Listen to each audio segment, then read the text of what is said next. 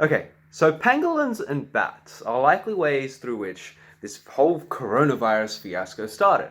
First off, a bunch of conspiracy theorists jumped on this, suggesting cross-species infection isn't possible. The truth is, viruses mutate all the time. When you have places where you have lots of exposure to blood and bodily fluids, it's only a matter of time before a virus mutates in a way that it's also able to penetrate cells of another species and then go on to cause infection. The question is, why do we see this happening so much? A large part is because of the lack of regulation and enforcement of this.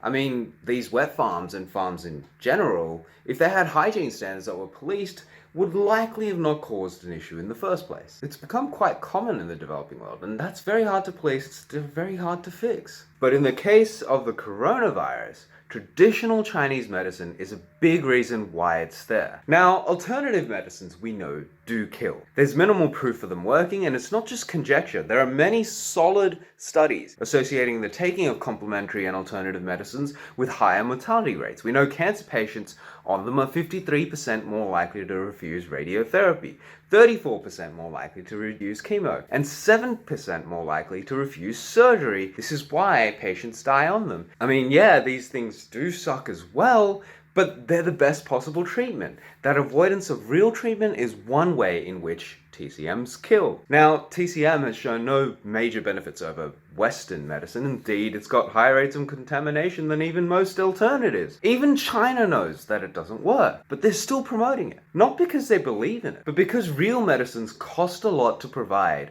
while traditional Chinese medicine doesn't. In a country as large as China, with a government that needs to look like it's doing good for its people to dissuade rebellion and regime change as they grow, this becomes essential.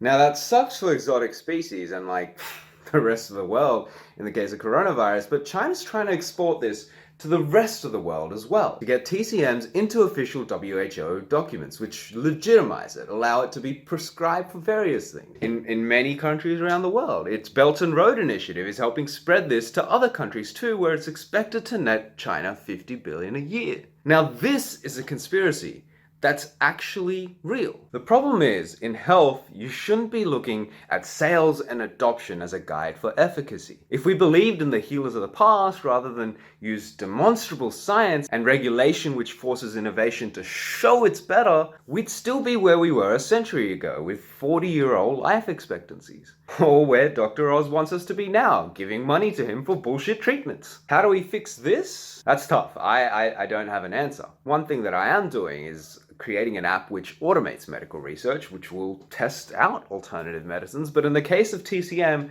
their go-to claim is that individual practitioners' intuition and skill is what makes this so special, and that this could never be studied, which is so not true. But I mean, the way our app works, it automatically randomizes different treatments and gives them to various populations and sees what alternative as well as other wellness measures work. You know what? Some of them may, and we should find out if they do. But I guess for this, the best thing we can do in the meantime is to be aware of this and to talk about its dangers. Because if medicines work or not work should not be based on sales or revenue or even theories. Why? Because there's more scammers out there than ever. We've been doing that for centuries. Look where that got us. Share this around. Next time, I'm going to start taking down a lot of the BS coming out of the world right now. Till then, I'm out.